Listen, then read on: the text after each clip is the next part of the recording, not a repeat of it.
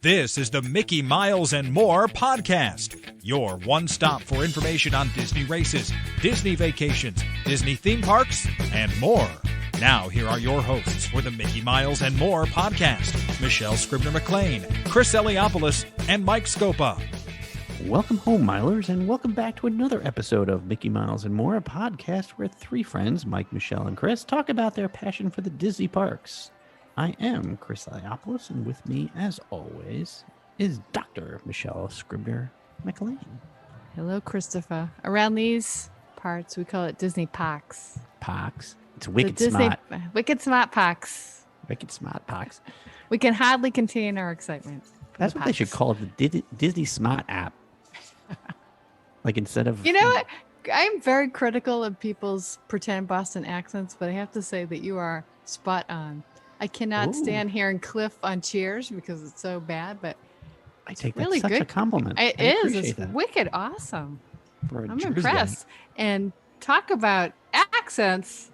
Yeah, speaking of Boston accents, hi, Mike. Mike Scopa, how are you? You know, I think everybody else has the accent. I don't have an accent. I mean, if I want to park the car in Harvard Yard, I'm going to park the car in Harvard Yard, you know, and I think that's a smart thing to do. So anyways, Wicked smart. Wicked smart. So interesting how accents have developed. But That's amazing. a whole nother podcast. I know we could do a whole episode on different accents and throughout the Disney accents. parks. So this has been a very busy week in the Disney community. Things have escalated quickly, and I got to say so quickly that I think Mike's fingers were on fire because he was texting me all week like there was nothing else going on in the world except that the Disney parks were expanding. So, Mike, the big thing this week was you called it. You said it right up front to me that one of the two parks, Universal or Disney, was going to pull the trigger and lower the mask mandate, and the other park would follow suit almost immediately. And Universal did exactly that, and then Disney followed suit. And now you can walk around the Disney parks outside without a mask if you are vaccinated, but they do not require any kind of proof, right? And that's the big thing. That's the big controversy, and that's the discussion that we keep seeing everywhere across the country. The mask guideline that the CDC came out with was, I think, the morning after we recorded last week, and so now there's all kinds of questions regarding, it's the honor system now. We don't know if we've got 10 people walking towards us without masks, how many of them are really vaccinated? And by really vaccinated, both shots, and was it 2 weeks after the final shot, or one shot, it's the Johnson & Johnson, and it's 2 weeks afterwards. So I think that's the thing, Chris. We really don't know, because it's the honor system. And because of that, I was mentioning to Michelle that I saw a newscast where they had the map of the United States, and they had states in different colors. And the person who was at the board said, "Well, see, this state's not going to take off the mask guideline until June. This one's not going to take." So there's still inconsistency, and I don't know if it was premature for the CDC to say that what they said when you had only 36 or 37% of the population vaccinated, after they had kept saying months ago, we want herd immunity to be reached, sometime around 70-75%. But it's important to remember that those Universal and Disney are still private property, and they can make their own decisions, right? Speaking of which, they did come out with a statement, Mike. I don't know if Michelle wants to read it. She's got the great reading voice, or if you want to read it, which is what she doesn't have the accent, so. There you go. Do you want me to read it? Yeah. All right. Face coverings are required for all guests ages 2 and up and cast members. Please bring your own face coverings and wear them at all indoor locations except when actively eating or drinking while stationary and maintaining appropriate physical distancing. Face coverings are optional in indoor common areas at Walt Outdoor. Disney World. Oh, thank you. Outdoor common areas at Walt Disney World Resort, but are still required upon entering and throughout all attractions, theaters, and transportations. I wonder what actively eating is. You have to do squats while You you're have to- while you're chewing on a turkey you're turkey chewing. leg. You're not chewing. Put that face mask on. You're just chatting. Yeah, that's sort of the. I think, Mike, that's what I got most from this is a confusion, and I think for most people, a lack of understanding of what the actual rules are and what you're supposed to do and not do in these situations. Like Yeah. you're walking in and you want to go into the confectionery, like you have to put the mask on as you walk through it, and then you walk out the other side and you have to put it back on, like, or take it off again. It seems very awkward. It does go on. It does go on to talk about which conditions, right, Mike? Yeah, it says upon entering and throughout all attractions. Let me speak to that. One of my friends was in the Magic Kingdom on Saturday, I think it was, and she said that the line was to the Haunted Mansion was all back to the entrance to the Liberty Bell riverboat, and she said as people were getting in line, they were being told to put masks on in that queue. And then I heard from someone else that people were not asked to put masks on while they went onto a queue unless they reached the very first cast member who was monitoring that queue. I also heard from a friend, a shout out to Mitch Brennan, who yesterday was in Epcot, and he told me that when he was in Soarin', there were cast members who were getting somewhat irritated because guests kept taking their masks off, and Mitch said at one point he heard in line. And I don't know, and obviously in Soarin' you're indoors anyway, so you should have the mask. And one cast member said, if I have to ask you one more time to please put on a mask, I'll have to ask you to leave the attraction. So I feel real bad for the, should I say badly for the cast members who they're probably just as confused, as we are. Then I've heard if you go into the butterfly house, you don't have to put your mask on. If there's so many. Doesn't sound like the cast members are confused. Sounds like the guests are confused. Cast members are clear and they're following the rules. Maybe they're Upon clear. entering attractions, you wear a mask. I think that it should be consistent for every attraction, regardless of whether you're in or out in a queue line. If you're in the queue line for Space Mountain, and we know how long that can be, that Space Mountain queue line can be all the way to the TTA. Do you put your mask on then, or do you wait till you get inside the actual Space Mountain building and then you put your mask on? It's really confusing, Chris. And the other thing that's confusing is the social distancing thing. And here's the thing, and maybe it's just me, but prior to COVID, prior to the pandemic, I pretty much kept my distance from people, 3 feet. So now they're saying we're reducing it from 6 to 3. Well, if people are going to be removing their masks, I would think, maybe we should keep it at 6 and not reduce it at 3, because now the masks are coming off, and that means masks from people who are possibly not vaccinated, but say they're vaccinated, not to mention children. And that's the other thing. We talked about that. Putting parents in a real strange position, because Jimmy, Billy, sis, you're all going to have to wear masks, but dad and mom, we're not going to have to wear masks. That's kind of crazy. Yeah, it's all, I know it's sort of, we're progressing our way towards not having the masks anymore, but it does seem to be in fits and starts, and then we're not sort of really abiding by any particular hard, fast rules yet. Just in my own local Trader Joe. Well, Trader Joe's is one of the national companies that you don't have to wear masks, but my city requires that you do. So it's confusing. Costco? Everywhere you go. Yeah, Costco doesn't, but our city in New Hampshire, wear a mask. Yeah. I thought Costco said not. Well, anyway, remember the woman who went in and she was going to put and he said, "Oh no, you have to put your mask on." Sure, I heard that Costco said. It's confusing no. for people, and so it needs to be consistent, at least in Walt Disney World, that the message should be the same. Yeah. Like I said, I think I said it to you guys in a text that while the CDC gave all these rules, New Jersey's kind of holding back a little bit yet. I mean, we can still go outdoors and not wear masks and certain, there's certain things they follow, but we're still not going for the, oh, you're fully vaccinated, you don't have to wear a mask at all.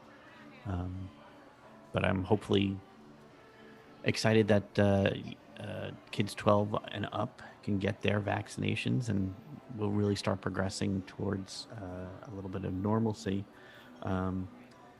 But so other than that, I guess we're going to keep seeing things are changing in terms of mask requirements. But there are also other changes, Mike. You excitedly told me something about the calendar blowing up, and I looked and it was still in one piece the last time I checked, but you told me it blew up. Well, every week we've been talking about the park availability calendar and how it every week they would extend it another week, every 7 days. However, this time around, they did not blow it up 7 days or 7 months. They blew it up to January 14th, 2023. So you can actually see park availability or actually make a park reservation up to January 14th, 2023. However, If you have a ticket. you have to have a ticket. You have to have a ticket, and I think you have to have, or you have to have a reservation, whatever. But for those of you thinking about going to the Magic Kingdom on October 1st, don't even think of it. Why would we want to go on October 1st? Well, because it's the 50th anniversary. It is? yes, it is. No one told me. There weren't any signs anywhere. But yeah, you go on. Nobody texted me. You go on My Disney Experience, and you're going to see a lot of green.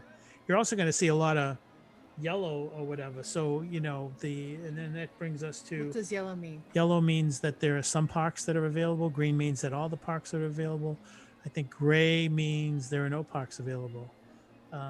And so the Try combination. The gray stuff. It's delicious. Yeah.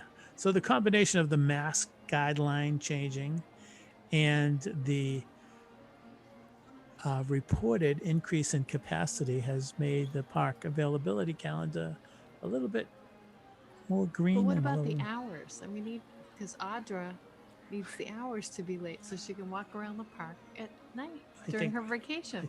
I think the hours that's a different story. It's a different Well, I think story. Yeah. I want the same story. I think you Well, have to keep your eye on that. I think you mentioned that. I mean, what was it? Epcot is open till 10, I think is normally, but Yeah, I don't think any of the hours have changed. I think that Just the um, what you can book has changed. yeah, I don't think there's much change in the hours right now. So. well, speaking of though, it seems like from what we've heard that the capacity has gone up, and they haven't really mentioned how much their capacity is going, which begs the question, Mike and Michelle. Michelle, is there going to be a return to the Fast Pass? Oh my goodness. I don't think for a while there's going to be a return to the Fast Pass. But, with the summer crowds increasing, what I've heard from friends is that the lines are very, very long. So, Yeah, yeah. I would don't think they'd know. have to be if the numbers are going up. Yeah. And there's nobody in the Fast Pass line. So, Yeah, I don't know. What do you think, Mike? I think the Fast Pass will return because one of the reasons why the Fast Pass This was, summer?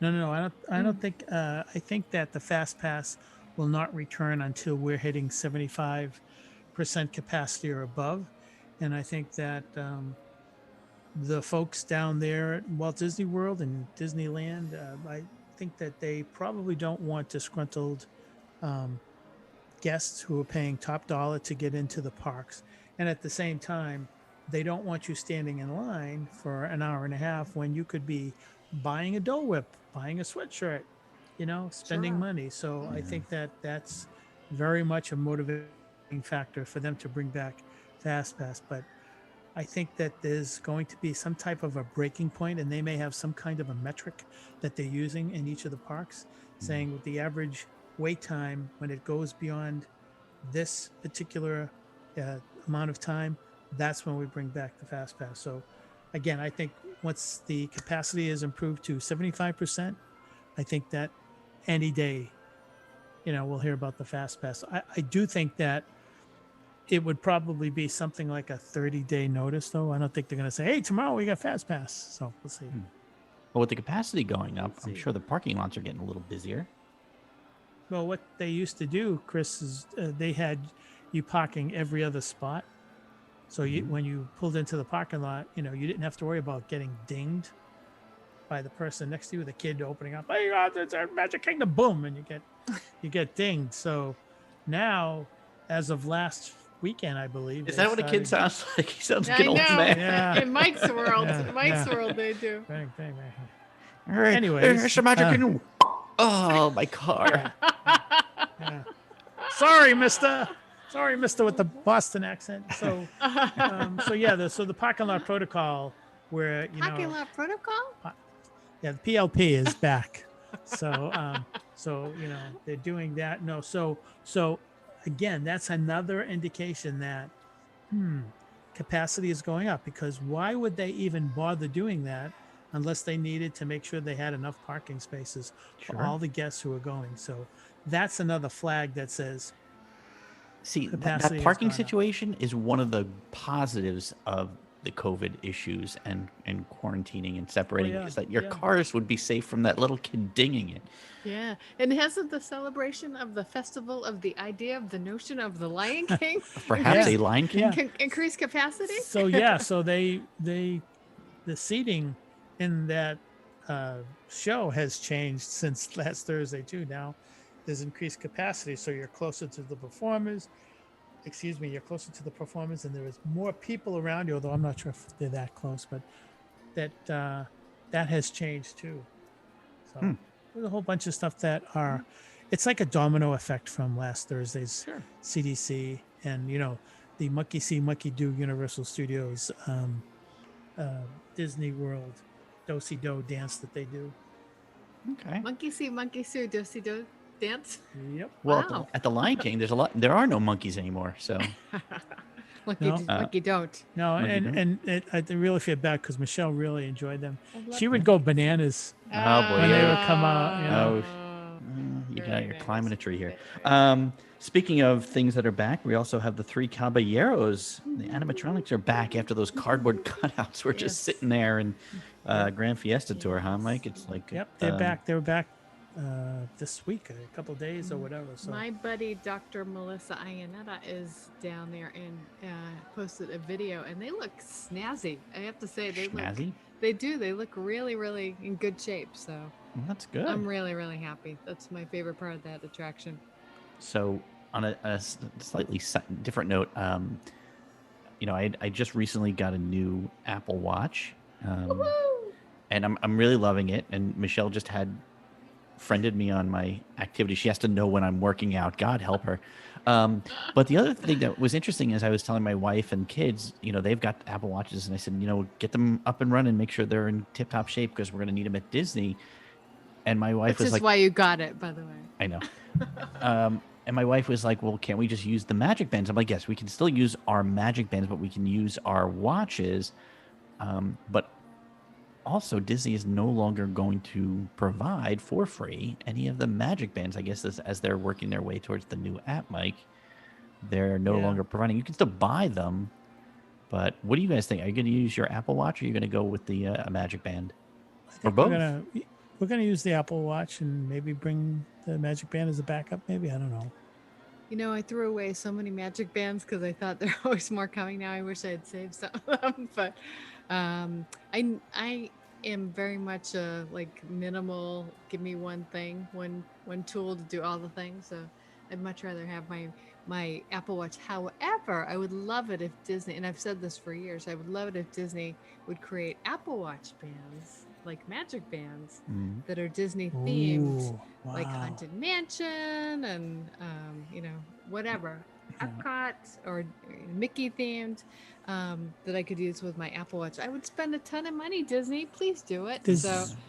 Yeah. There's been some mixed reports on how well the watch is working.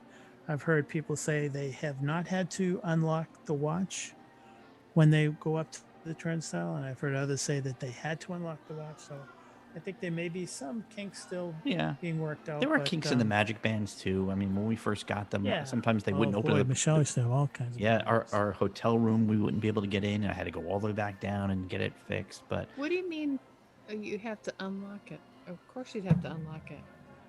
What do you mean? What do you mean? So they would walk around. They didn't have to go to the wallet and open the wallet to do it. it would just Okay. scan it. That As soon as you kind of hold it program. up, it would automatically pull it from your Boy, wallet. Chris, you just brought up a point. I was wondering about that. Does that mean we can use this for getting into our rooms? I would guess. Probably, yeah. I would think it would I be would for everything, guess. just like the magic bands. But you know, the one thing I was thinking about, which is not a place that I particularly want to go to, but my kids do like going, is the one thing that was great about having a magic band was going to the water parks.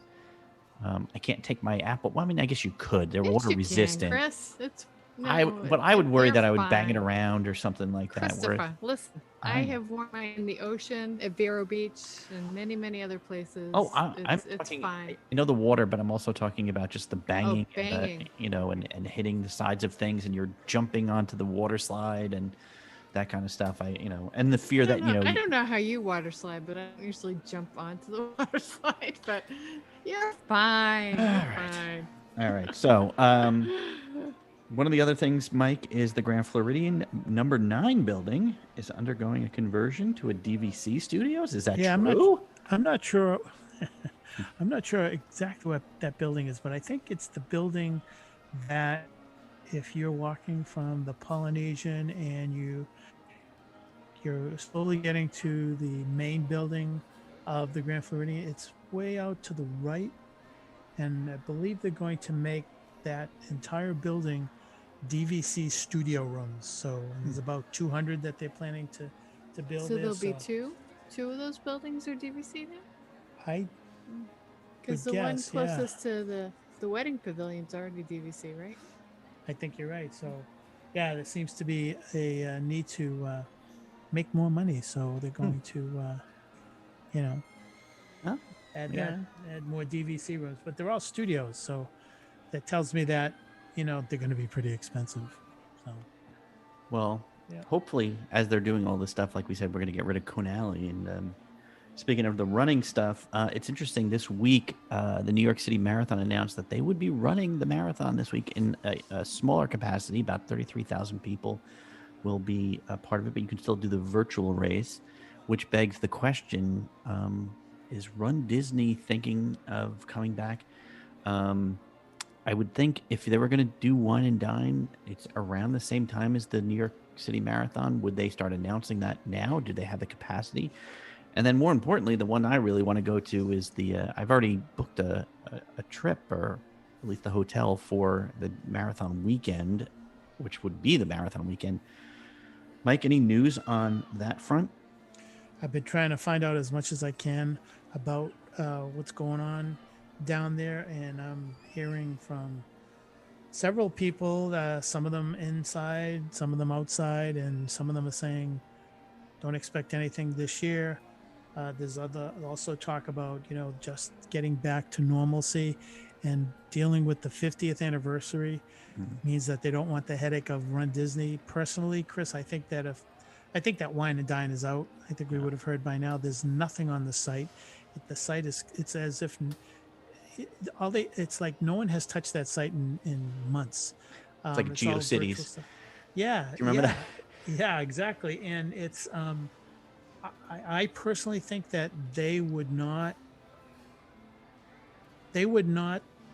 like to do anything until they know they could flip that switch and go 100% full boat, no guidelines, no conditions, everything is back to normal. Until that time, I don't think we're going to hear it. And regarding January, I think we need to know by September. I was going to say August, because I thought my training had started in August. Yeah. Because that's the thing. They have to, if somebody's going to be running the Dopey, they really need to do a lot of training. Yeah. It's not fair to spring it on them in, October, November, when people aren't prepared. You're not going to have a good turnout when people are going to be struggling. Yeah. Yeah. And there's also another factor I want to give a shout out to our friend Jeff Galloway. Jeff is recovering from a minor heart attack, and he has gone public with this, so this is not breaking Inside news. information. Yeah, so I'm sure Jeff is taking care of himself, and he wants to be up and ready so that he could be there when Run Disney wants him. But I really don't see anything regarding January being a go. Let's see what happens around September if they make an announcement. And one of the things is that you need a lot of lead time to do a lot of things. They need a lead time to get the volunteers in place, to figure out the medals, registration, you name it. Logistics is a big thing. Yeah, and there's the connection between this and what we're going to talk about next. I'm going to let Michelle talk about the same issues that are with Run Disney that are with the cruise line. Yeah, I do want to say before we segue to that we have a dear friend who's been called back to Disney Fairy Tale Weddings. So weddings are starting up again. So there is some hope that things are going to be returned to normal. So for the cruise, there's still nothing really. The cruise that we have scheduled is for August, and there are really no updates. But we had a really interesting conversation this week about the implications for that. So, say you have a cruise planned for August, and you have your flight down there planned, and you have taken time off from work, and you have taken kids. You haven't planned any time for kids to go to camps, and you've arranged transportation. Maybe a happy limo is taking you out to the port. So, what is the obligation of Disney in terms of letting people know? Because people need to make their plans. If they're not going on that vacation in August, when will they let people know so that they can make other plans? So, I know that there are certain guidelines in terms of paying off the cruise and being able to make plans, excursions and things like that. But what's the obligation of the Disney Cruise Line and letting people know so they can make other plans? So I don't know. Look, Lots you to guys think would know about. better. I Yeah. don't pay attention to any of that stuff because it doesn't really affect me. But yeah, just but think it's if the same you, damn thing. you're going down in August, if they were going to make a decision about opening or closing the hotel that you're staying at, Yeah. when would be a fair time to let you know? Yeah, well, that's even now is just sort of like that's why I had said leading into this vacation is like I wish I had more information to make an informed decision about my vacation. Yes, right. And I think that's definitely what you would want for Run Disney. That's what you want for your cruise. I think part of the problem too is they don't know. Just like they didn't know until the CDC pulled the trigger and said, you know what, people who are vaccinated, fully vaccinated, are safe. You don't have to worry about wearing masks. That they quickly jumped into it, and it took everybody by surprise. Even the administration was like, wait, what? They didn't expect it. So Disney, I think, is also playing by the problems that we're all having, right? So the government, the CDC, and the administration says, here's what the guidelines are, and then each state says, here's our guidelines, and then each county, each town says, here's our guidelines, and then each private company says, here's our guidelines, and it's tough to navigate. So I think they're also having trouble, and I appreciate the trouble. The problem is they should be what's the word?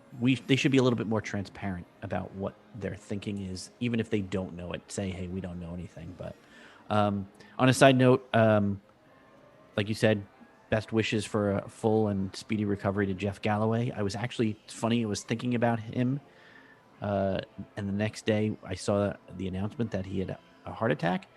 My last Disney marathon at mile 20 or so, just as I was coming out of the Disney Sports Complex, he and his wife were there, and he ran with us for a little while, and I chatted with him about you and Michelle, and it was sweet running. So I hope to see him at another race and getting out there and running with us. But One last thing is something we've tried in the past, which is a speed round, which when you guys are offline, please join us on our Facebook page and tell us your answers. But Mike, give us the speed round of questions that you have for us. What are we going to hear? We can call it speed round. We can call it lightning round. Basically, I put together 3 questions for all of us to answer. Of course, I've seen these before the show, but you and Michelle have not seen these. So I'm going to ask you guys to give me an answer and tell me what you would give me for an answer of these questions. I'm going to start off with Michelle first, okay? Does Michelle know or she doesn't know? She doesn't know this question. This was Michelle's idea. This was Michelle. Oh, that's why. Now I know why I've been getting the look. Okay. Yes, this has been Michelle's idea for a couple of weeks, and we've just never had enough time. But we're going to make time, and I want to thank Michelle for this idea. You are welcome, Michael. But these are my ripping questions. with sarcasm. So you ready? Ready. All right. So Michelle, I want you to answer first, and then Chris. Mm-hmm. I want you to consider every single Disney movie that's been made, live action, animated, Pixar, whatever. Okay. I want you to tell me if you could be in any of those movies, be it the voice, be it a real actor, actress, whatever, which character and which movie would you love to be in? Who would you want to be in? What movie? For all time. Oh my goodness. Is there a favorite character and you thought, oh, I'd love to play that character? Oh God. I would like to be Scarlett Johansson in the Avengers movies. Cause she can kick some bottom. You're on a Scarlett Johansson. I love kick, Scarlett Johansson. Yes. Yeah, you know what? It's just out of professional courtesy. I'll put the Marvels aside because that is kind of weak sauce. But I will still go superhero. I would go for Dash in The Incredibles. Oh, that's good. That's good. Yeah. I always dreamed of running fast. Yeah. I would have seen you as Jack, but okay. What about you, Mike? You know, this was kind of fun because I thought, gee, what would be fun? And I think of all the times I've seen this character on stage in the movies, and I think I'd love to be don't you? Gaston. I would love to be Gaston. That's going to be the most fun to play. You can be arrogant, you can be, just crazy. And so I thought that would be the thing that I would want to be. Okay, I'll go with Chris first on this next one. Okay. You are now being hired as an Imagineer in Walt Disney World. Okay. But your classification is Imagineer at either Disney World or California or Disneyland / California Adventure. So what they're saying is, Chris, we're hiring you as an Imagineer. You can now tell us which attraction you want to be assigned to, and that attraction is your responsibility, and you will be assigned to that attraction to keep it running as an Imagineer. Which attraction? Could I, meaning update it totally or refurb it just the way I want it, or just do whatever you want? You're an Imagineer. If you want to change it, if you want to just be a refurbisher, which attraction would you like? It's funny. It's out of everybody's probably wheelhouse, but I would love to get a crack at Journey into Imagination at Epcot. I would love to read. They need you. It's a brilliant concept idea of imagination, and it is the most unimaginative attraction at Disney World. I would love to take a crack at that one and really go nuts and change things around and show what it could be. Make it a destination. Now it's just sort of like, well, we can't get on any other ride, so let's go over there. No wait. Ever. Who's next? Is it Mike or Michelle? Michelle. Oh, I would love to do Spaceship Earth. I would really like to think about things that you could do with Spaceship Earth and communication and technology. Yeah. Yeah, that's definitely up your wheelhouse, I think. Yeah, that was. Isn't that funny? We just both picked my job is imagination and doing stories. Yours is science based, and so you went for Spaceship Earth. Very interesting. Where's Mike going to go? Well, it's funny because I thought about Spaceship Earth, especially on the ride down. I think that's waste right now. Yeah. There is going to be a refurbishment change in Spaceship Earth somewhere. in the near future, but we'll wait on that. I thought about this for a while, and it all comes back to something that I enjoy, and I think that there could be an enhancement to it, and I think it's the American Adventure. I love the way that the story is told. I love the way they use multimedia. They use song, and they use audio animatronics, and they use film and everything. I really think that I would love to be there just to see how things work and keep everything in tip-top shape. So that would be my choice. Can I add another one? Sure. That scene of Carousel Party.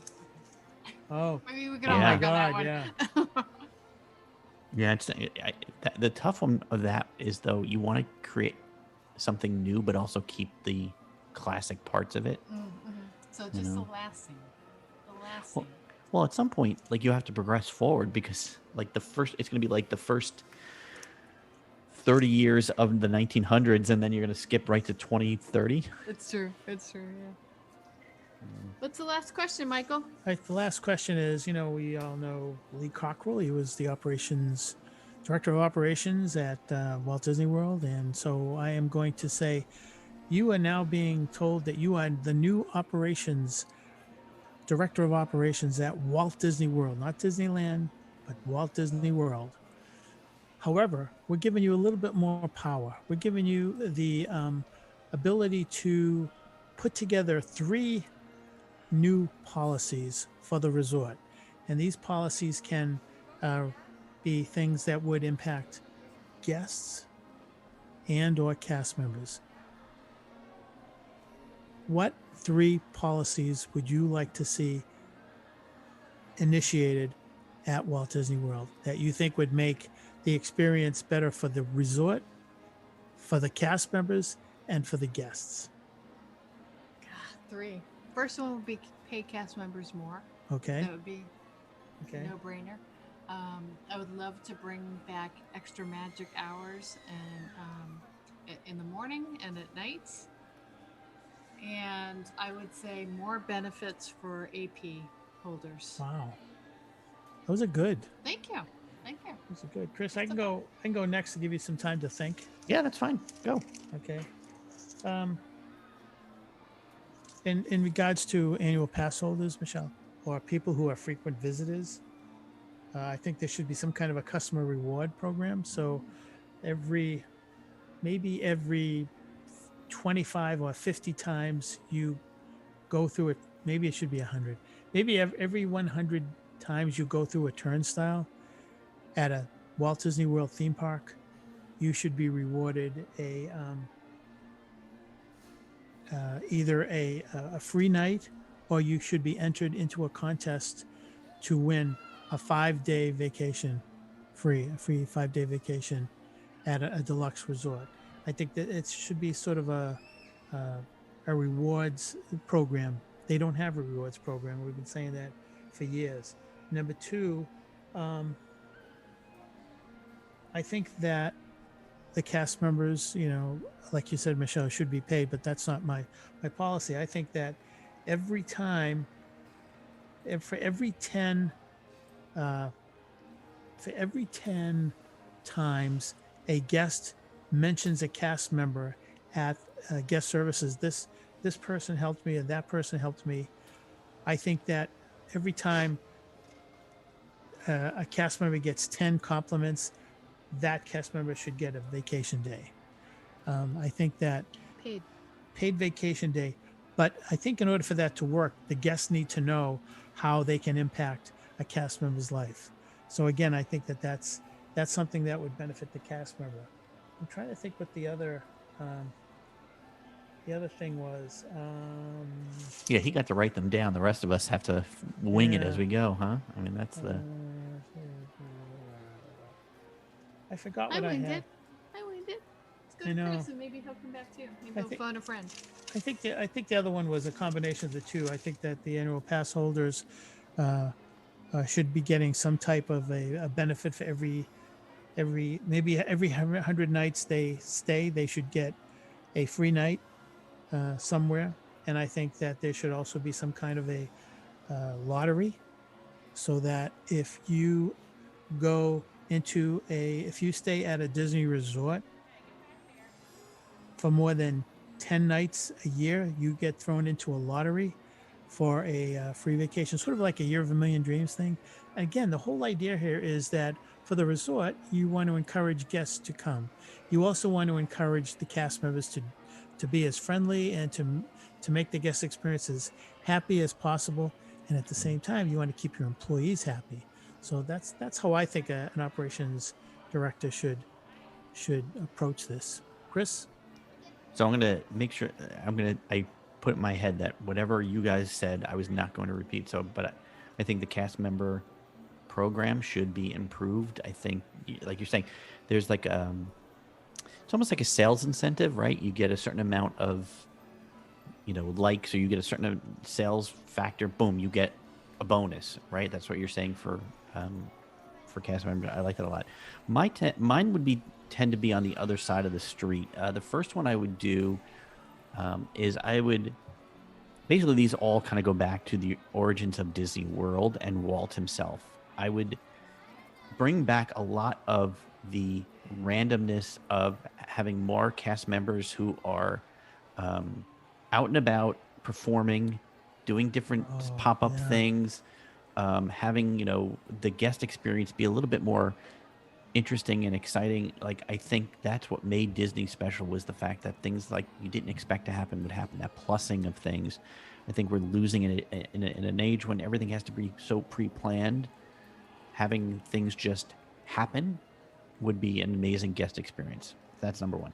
I miss that. Number two, I think they really dropped the ball that they did not continue the Year of a Million Dreams. I think that was another, again, in the same kind of line of thinking, experience that made everybody's lives better. Like, their trips were so much better. I got a freaking box of Cracker Jacks at Casey's, and I still think about it to this day. I just thought it was wonderful that somebody just was like, hey, here, have this. Or, we got to go do a special night at Hollywood Studios where they had a performance, and then it was a limited amount of people. We could go on rides, and it happened so spur of the moment. We were going on to Star Tours. The stormtroopers showed up, and next thing you know, they started handing out these badges, the wristbands to say you could go out that night to this event. I think that kind of stuff, so, very much like in terms of the other thing, plussing it up a little bit and giving guests a little bit more for their money. We're spending so much money per day on these trips. I think a little spontaneity and little things here and there would help. The third thing is something that brings me all the way back to the origins of what was supposed to be the Florida Project, which was a self-contained city where transportation was kind of treated much bigger. They had the people mover, they had the monorail, the cars were and trucks were kind of separated. I would love to see them expand the monorail and even do like a people mover kind of thing between parks, that is a constant motion, that we're not at, 9 o'clock at the Magic Kingdom, the fireworks let out, and there's 8 billion people sitting there at the monorail. Can you imagine like a people mover that was just constantly moving and getting people out, even if it was just along those to the TTA or something like that? I think they need to work. The bus system is so slow and sporadic and random at times. You can't tell when you're going to get a bus or the boat. You're running, you want to go to the Hollywood Studios, you're going to be late, but you just missed that boat, and the next boat's not coming for 20 minutes, and you're going to miss your first fast pass. I'd love to see an improvement in transportation throughout the parks.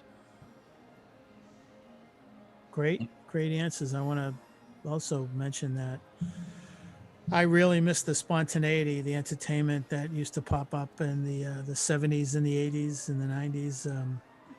You could be walking around any of the theme parks, and all of a sudden, boom, there's something going on. There's music, there's singing, there's dancing, there's acting, there's comedy, there's magic. Not anymore. Yeah, one of the, I just remember just stupid things that for some reason still stick in my head is like, I was at Epcot over by Great Britain, and performers came out to do, I don't know, like a Shakespeare play or something like that with the audience. They would dress the audience up in a thing, and people would just gather around, and it was so spontaneous and fun. And it was like, oh God, what's going on over there? And every other thing falls apart, and you go over to look and you laugh and you have fun. I miss that, that joy that you would get at a random junction. Streetmosphere. I remember being in the Fantasyland in 1990, I think it was, and the All American College Band came up, and they had a what do they call that guy with the baton? The band leader, or Something like Drum that. leader? And then there was a woman who was sort of like a cheerleader, whatever. And then they had all the band members, and they would form a circle. And what was interesting is that the guests were in between the musicians, and they formed a big circle. And the woman in the baton lead or whatever, they were dancing, and they said, okay, we're going to try to guess these songs. And they would play television theme songs, and we would all try to guess them, and they'd be dancing, and it was so much fun. It was like, where did this come from? This was unexpected. And when it's unexpected and it's a real joy, you really get to remember that. Then walking through I remember walking through Canada, and there were these musicians, and they showed up and they were playing songs and everything, and I remember talking with one of them, and I said, boy, you look so happy. He said, why shouldn't I be? He said, the guests are all happy. They're on vacation. I get to play my music, and I'm getting paid for this stuff, So, but you don't see that. The Jameters, I guess they're still around. I don't know, but Sweat and Shears, and yeah, a lot of that stuff was in blood, sweat, and well, I guess that was scheduled. Yeah. But the entertainment, you're right, Chris, has really taken a hit over the past 10, 15, 20 years. And for the amount of money we pay, that shouldn't be. Well, all right. So I think that's going to wrap it up for this episode. If you want to continue the conversation, join us on our Facebook page at Mickey Miles Podcast, or on Twitter at Mickey Miles Pod, and answer those 3 questions. What was the first one, Mike? If you were any given character a chance in a movie? to be, if you were given a chance to be a character in any Disney movie, be it live action or animated or Pixar, who would that be, and what movie? And the second one is, what second- attraction would you refurb or take control of if you were an Imagineer? If you were an Imagineer. And the final one would be 3 policies that you would like to see incorporated at Walt Disney World if you were operations director. I would love to hear some answers. I think those would be some interesting questions and answers that Disney would even love to see. Like, I think it gets into the mind of all of us guests.